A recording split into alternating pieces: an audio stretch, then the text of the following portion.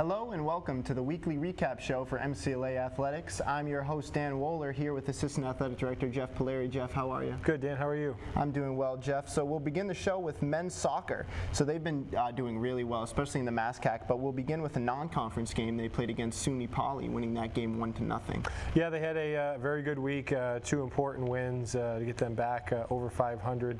The week began with a Columbus Day non-conference matchup out at SUNY Poly.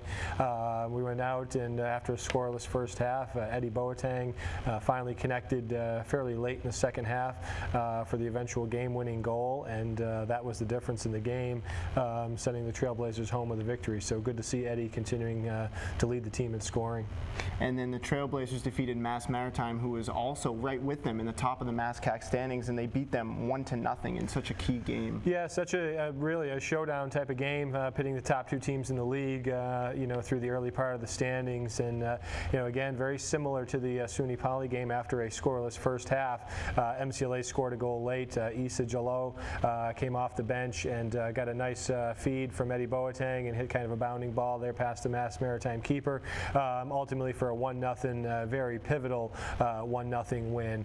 Certainly a long way to go, as we'll talk about in just a minute, but they're in a very strong position, owning some tiebreakers over some of the key teams in the league that are up there in the standings. So now with the Trailblazers on top of the MASCAC current standings, we'll take a look at where all the other teams are in the league. Yeah, so when you take a good look at the standings, you'll see MCLA and Maritime are tied at the top right now at 3-1-1 with 10 points. A couple teams breathing down their neck in Worcester State and Framingham.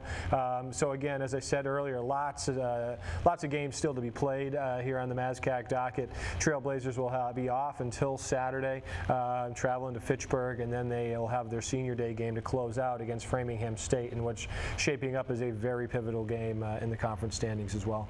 And now on to the women's soccer side. They began the week with a non-conference loss to Nichols, 2-1. Yeah, they good to see them get on the board. They've been struggling to score a little bit.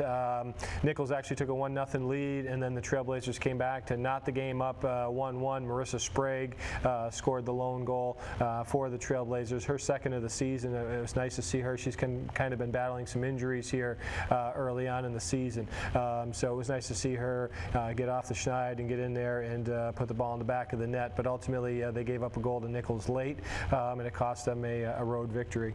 Right, and the Trailblazers were winless in the MASCAC until they just defeated Mass Maritime in what was a scoreless game for most of it until they came out 1-0. Yeah, and it's kind of been our Achilles heel, the lack of being able to put the ball in the back of the net. I know that sounds kind of cliche, but they got a great goal kick, free kick out from goalkeeper Megan Richardson. As you'll see here, she booms the ball well past midfield, skips off a defender, and Kaylin Holliday gets a breakaway here, and this provides the difference in the ball game, and ultimately gave the Trailblazers a much needed 1-0 win over the Buccaneers for their first win, and in reality keeping some playoff hopes alive as they head down the home stretch of their schedule. Yeah, and freshman Kaylin Holliday has been fantastic for the team. That's her third goal this season. But now we'll review the MASCAC current standings and see where the Trailblazers are in a tricky spot right now. Yeah, so like I said, they're battling for their playoff lives. They needed to get a full 3 points from the Maritime game, and they did that. So you can see that they're currently 1-3-1 with some room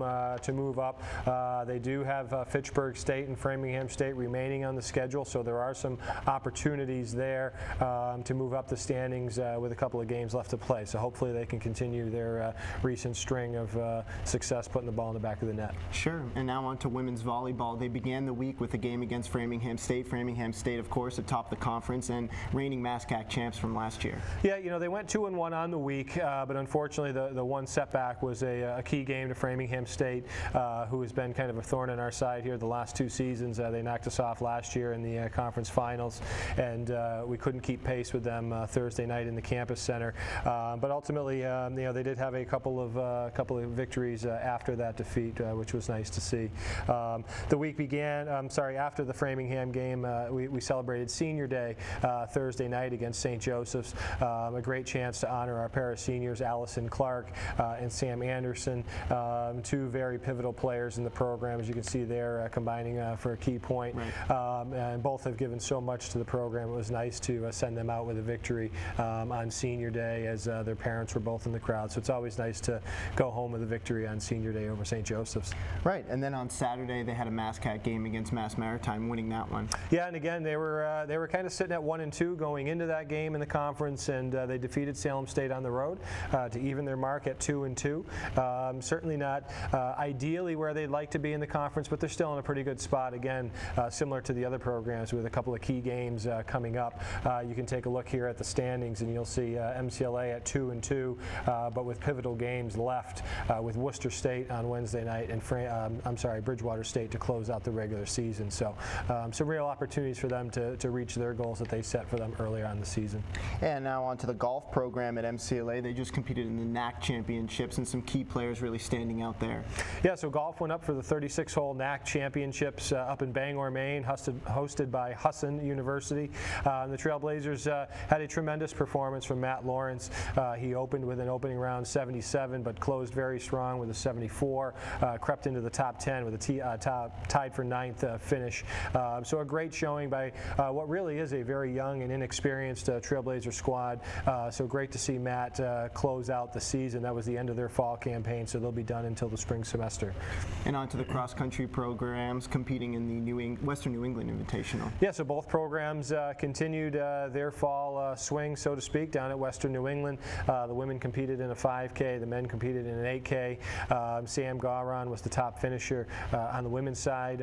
If that name sounds familiar, she's also competed in the tennis program, so she's done a really nice job filling in and has really solidified sometimes. On the men's side, Avery Woodbury was the top finisher, so good to see him. He's been up near the top consistently for MCLA, so good to see them starting to string together some better performances as they head into their championship season. And we've got another full week ahead of us, so we'll look at the women's soccer. Women's soccer will open with a game tomorrow night at Shoecraft Field at 6 o'clock against Albany College of Pharmacy, and then they will celebrate their senior day, which is always a very important day, Saturday at home.